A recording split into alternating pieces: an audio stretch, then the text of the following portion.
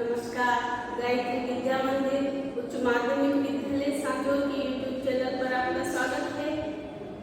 प्रिय विद्यार्थियों, आज हम हरिशंकर परसाई जो है इनका जो व्यंग्य है प्रेमचंद के फटे जूते उसका भाग फर्स्ट हम पढ़ेंगे। यानी पहला भाग है इनका ये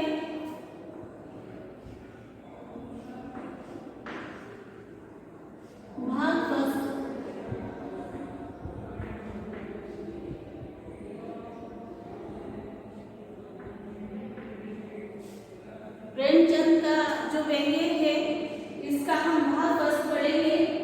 प्रेमचंद ने यहाँ पर व्यंग्य लेख लिखा है, यानी हिंदी में व्यंग्यकार के रूप में प्रसिद्ध लेखक है प्रेमचंद। इन्होंने जो व्यंग्य लिखा है उसमें जो समाज की अवसरवादिता है, जो दिखावा है, उस पर व्यंग्य किया है। यहाँ पर हम पाठ पढ़ने से पहले या पाठ परिचय से पहले लेखक परिचय जान लेते हैं। इनका जन्म, प्रेमचंद का जन्म, यहाँ पर प्रेमचंद पर को आधार बनाकर शीर्षक देकर के प्रेमचंद के फटे जूते के माध्यम से इन्होंने जो व्यंग्य लेख लिखा है, इसके लेखक है हरिशंकर परसाई। लेखक है इस व्यंग्य के हरिशंकर परसाई। यहाँ पर इन्होंने व्यंग्य लेख लिखा है। हम पहले इनका जन्म स्थान यानी लेखक परिचय के बारे में जानकारी प्राप्त कर लेते हैं। हरिशंकर परसाई का जन्म सन 1922 में मध्य प्रदेश के होशंगाबाद जिले के जमानी गांव में हुआ था। यानी यहाँ पर इसके लेखक कौन है? प्रेमचंद के फटे जूते तो शीर्षक है, व्यंग्य लेख है, और इसके लेखक है हरिशंकर परसाई। हरिशंकर परसाई का जन्म सन 1922 में मध्य प्रदेश के होशंगाबाद जिले के जमानी गांव में हुआ था। नागपुर विश्वविद्यालय से इन्होंने एमए किया और अध्यापन किया। सन 1947 से स्वतंत्र रूप से लिखने का कार्य करने लगे, लेखन कार्य करने लगे। जबलपुर से इन्होंने वसुधा नामक पत्रिका निकाली थी। कहाँ से? जबलपुर कहाँ है? मध्य प्रदेश में।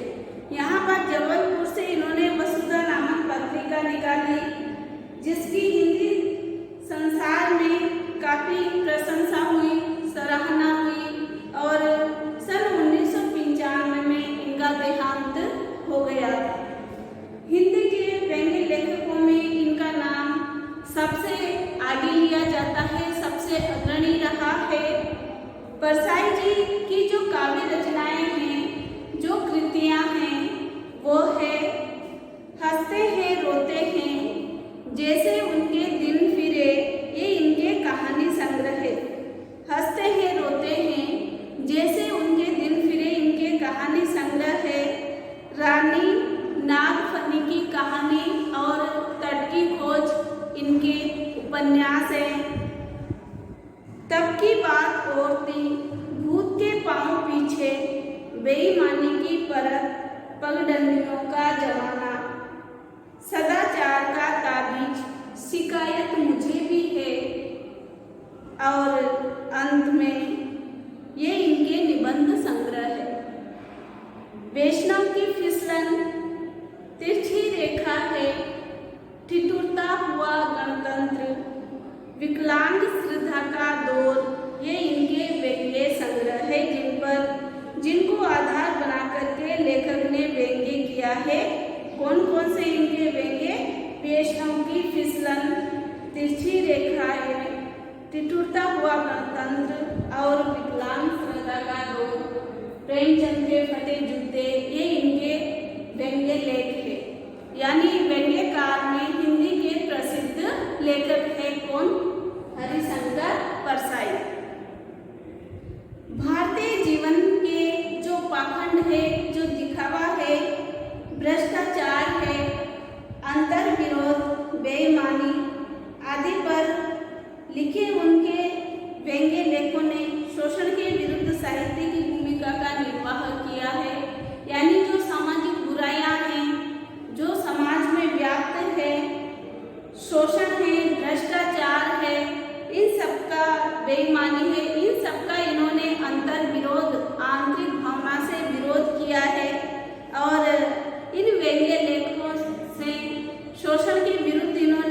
आवाज उठाकर साहित्य का निर्माण किया है। उनका व्यंग्य लेखन परिवर्तन की चेतना है। कोरे हास्य से अलग ये सिर्फ पाठकों के लिए हंसाने वाले लेख ही नहीं है, व्यंग्य आदर्श के पक्ष में अपनी उपस्थिति दर्ज कराता है। यानी इससे जो प्रेरणा या जो सीख मिलती है,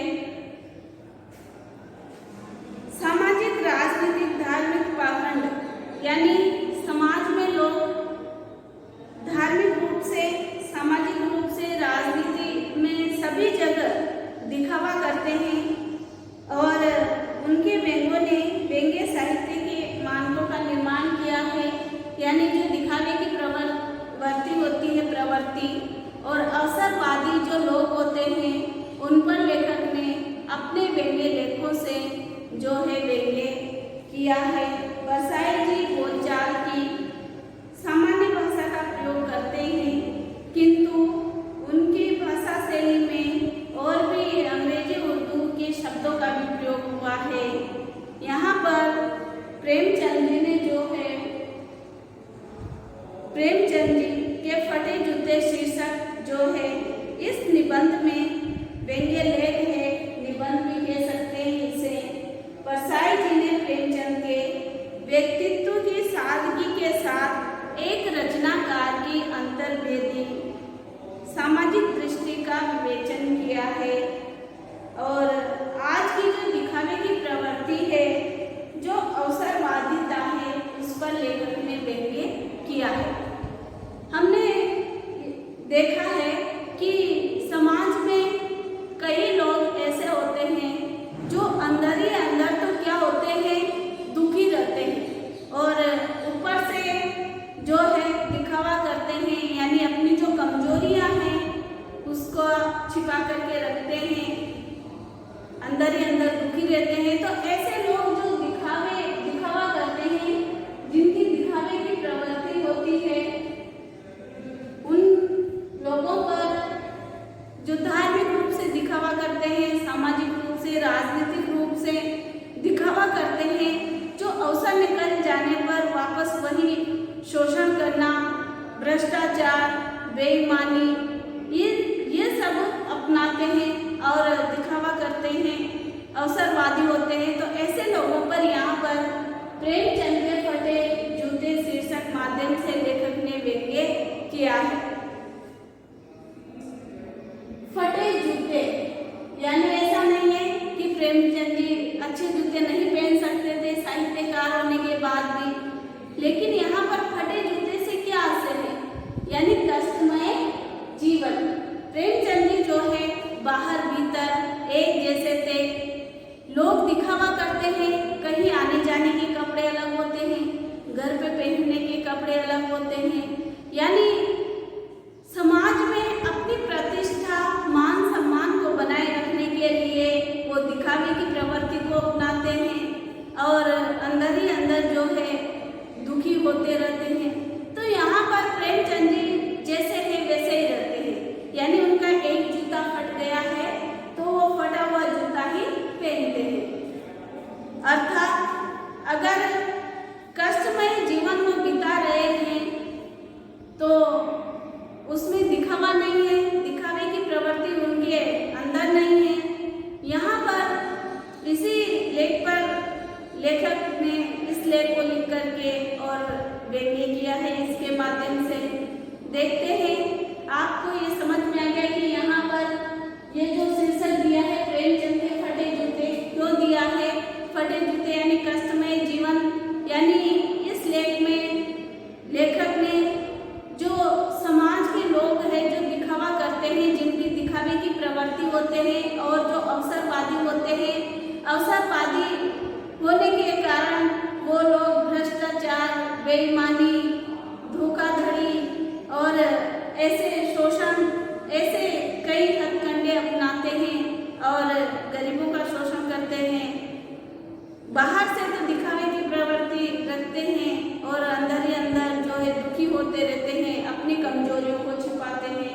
तो यहाँ पर लेखक ने इन सामाजिक बुराइयों को उजागर किया है कि हमारे समाज में जो धार्मिक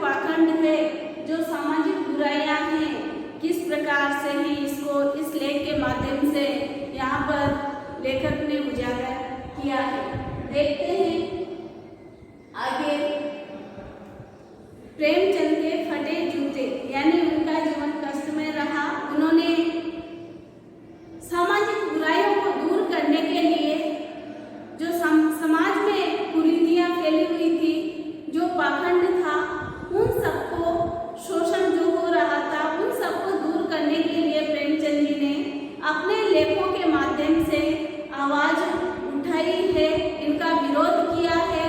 और यहाँ पर लेखक ने एक उदाहरण देकर के बताया भी है कि नदियाँ जो होती है, अगर सामने टीला खड़ा होता है तो वहाँ पर रुकावट, टीला जो रुकावट बनकर के खड़ा है नदियों के मार्ग में, नदियाँ अपना रास्ता बदल करके निकल जाती है। लेकिन लेखक जो है हरिशंकर परसाई, वो अपना, यहाँ पर प्रेमचंद जो है अपना रास्ता नहीं बदलते, बल्कि उन सामाजिक बुराइयों को अपने लेखों के माध्यम से, अपने लेख के माध्यम से उजागर करते हैं। देखते हैं, प्रेमचंद का एक मित्र मेरे सामने, यानी कि प्रेमचंद जी है और इनका ये लेखक के मित्र है प्रेमचंद जी। और प्रेमचंद जी की जो पत्नी है, एक दिन लेखक के सामने ऐसे ही उपस्थित हुए, खड़े हुए थे और पत्नी के साथ प्रेमचंद जी फोटो खिंचवा रहे थे।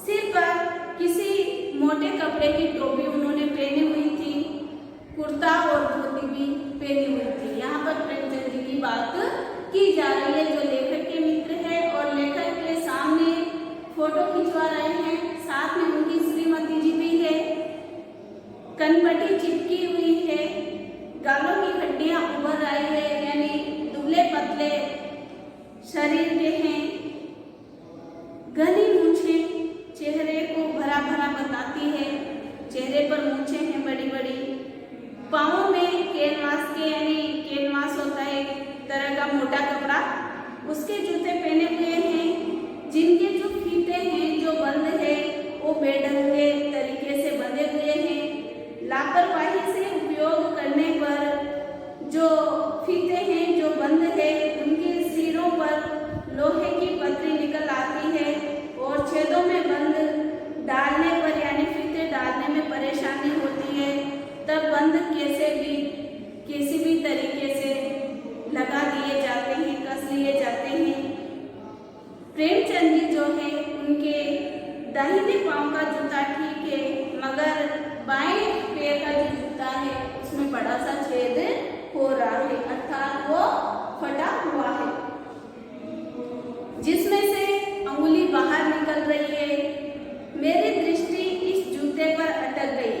सोचता हूँ, फोटो खिंचवाने की अगर ये पोशाक है तो पहनने की कैसी होगी। यहाँ पर हरिशंकर परसाई ने प्रेमचंद जी को देखा और उनकी ऐसी प्रवृत्ति देख करके कि अगर इनके फोटो खिंचवाने की ये पोशाक है तो फिर इनकी जो वास्तविक पोशाक होगी कहीं आने जाने की, वो किस प्रकार की होगी।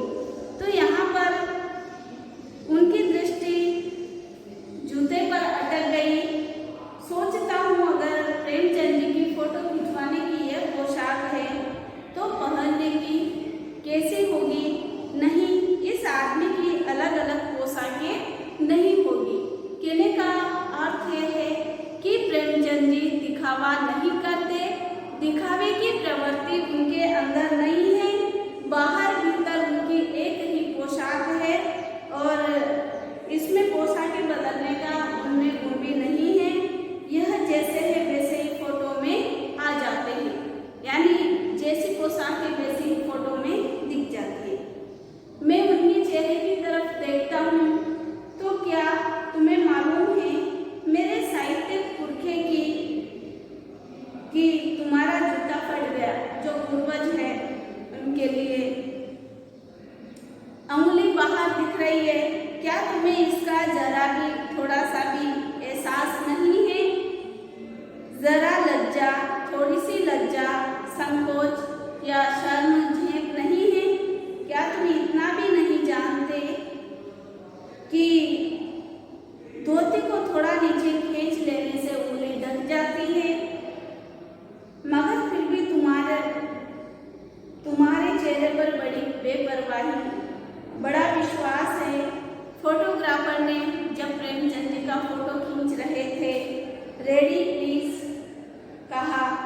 होगा तब परंपरा के अनुसार उन्होंने मुस्कान लाने की कोशिश की होगी। दर्द के गहरे कुएं के तल में कहीं बड़ी मुस्कान को धीरे धीरे खींचकर ऊपर निकाल रहे होंगे कि बीच में ही क्लिक करके फोटोग्राफर ने और थैंक यू कह दिया होगा। विचित्र है, आश्चर्य की बात है, वह अधूरी मुस्कान यह मुस्कान नहीं, इसमें उपहास है, व्यंग्य है। यहाँ पर कहने का भाव यह है कि एक दिन प्रेमचंद जी और उनकी श्रीमती जी अर्थात उनकी पत्नी लेखक के सामने उपस्थित थे और फोटो खिंचवा रहे थे। हरिशंकर परसाई जी ने देखा कि प्रेमचंद जो है उनका मित्र है प्रेमचंद जी, तो उन्होंने जो जूता पहना हुआ है उसमें बाएं पैर के जूते में बड़ा सा छेद हो रहा है और सिर पे टोपी है, धोती है, बड़ी बड़ी मूछें हैं। तो यहाँ पर परसाई जी कहते हैं कि जब फोटो खिंचवाने की अगर इनकी यह पोशाक है तो फिर घर पे तो इनसे भी गई बीती पहनते होंगे। यानी कहने का अर्थ है कि लोग कितने दिखावे की प्रवृत्ति, कितना दिखावा करते हैं कि कई फोटो खिंचवाते हैं तो अच्छी अच्छी सुंदर सुंदर ड्रेस पहनते हैं और यहाँ तक कि कई लोग तो किसी के जूते, किसी के कपड़े इत्र तक लगाते हैं, किसी की बीवी तक फोटो खिंचवाने के लिए उधार मांग लेते हैं। तो कैसा कैसा दिखावा लोग करते हैं। यहाँ पर प्रेमचंद जी जो है उनमें दिखावे की प्रवृत्ति नहीं है और जो व्यंग्य मुस्कान है उनकी वो उन लोगों पर है, उन लोगों के लिए है जो सिर्फ दिखावा करने के लिए अपने चेहरे पर मुस्कुराहट रखते हैं, उनके लिए है। समाज में जो शोषण है, जो अन्याय हो रहा है, उसका विरोध करने के लिए उस शोषण अन्याय को देखते हुए उनके चेहरे पर व्यंग्य भरी मुस्कान है। ये व्यंग्य है जो प्रेमचंद जी के चेहरे पर मुस्कान है। यह कैसा आदमी है जो खुद तो फटे जूते पहने फोटो खिंचा रहा है पर किसी पर हंस भी रहा है।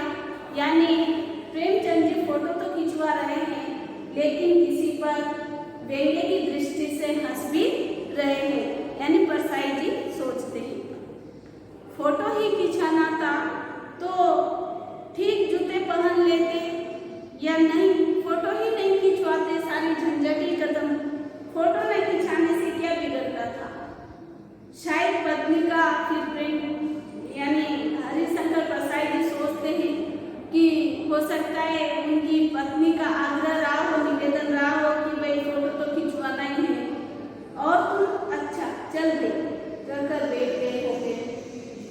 मगर ये कितनी बड़ी ट्रेजेडी है, ट्रेजेडी यानी दुखद घटना, दुखद बात है कि आदमी के पास फोटो खिंचाने को भी जूते ना हो। मैं तुम्हारी यह फोटो देखते देखते तुम्हारे कलेश को अपने भीतर महसूस करके रोना चाहता हूँ। यानी लेखक प्रेमचंद जी के फटे हुए जूते देखकर क्यों रोना चाहते थे, प्रश्न बन रहा है कि उनके एक पैर का, बायां पैर का जूता फटा हुआ था और कष्टमय जीवन उनका था, फिर भी उन्होंने दिखावे की प्रवृत्ति उनके अंदर नहीं थी। यह सब देख करके और लेखक को रोना आ जाता है। लेकिन तुम्हारी आंखों का ये तीखा दर्द भरा व्यंग्य मुझे एकदम रोक देता है।